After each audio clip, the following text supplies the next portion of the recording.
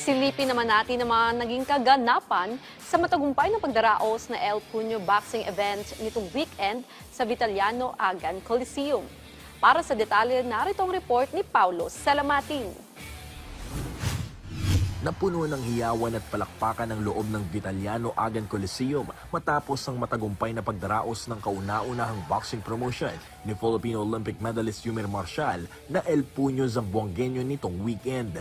Magmula sa mga baguhang boksingero sa Zamboanga, mga young professional boxers at national boxing team bilang mga exhibition bouts hanggang sa pagsapit ng co-main at main event, matinding aksyon ang ipinakita ng mga kalahok na talaga namang kumuha ng atensyon sa local crowd. Kapansin-pansin din ang mga paghahandang ginawa ng pamahalaang lungsod ng Zamboanga, katuwang ang Be-Still Sports Promotions at Be-Still Boxing. Ibinandera ang magandang lighting, live performances, live band, LED screens, mga audio-visual presentation at marami pang iba.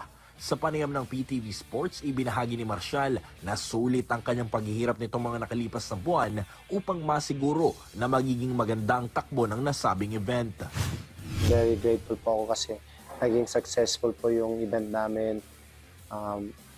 Higit sa lahat, yung mga boksingero po na lumaban sa boxing event namin, walang injury, masaya sila lahat, nakauwi sa kanilang mga tahanan, nanalo man o natalo, proud pa rin sila na lumaban sila sa El Puño Zamboangueño.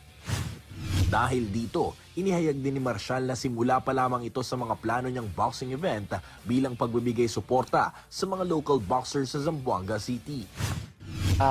Of course, magpo-focus na naman ako ulit sa professional career na baka by April o May may laban naman ako ulit.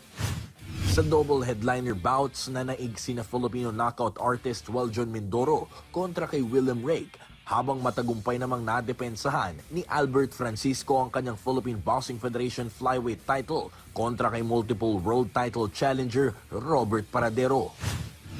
Sobrang saya po. Una-una, nagpapasalamat ako sa taas kasi naging safe yung laban namin, pati yung kalaban ko at nanalo po ako.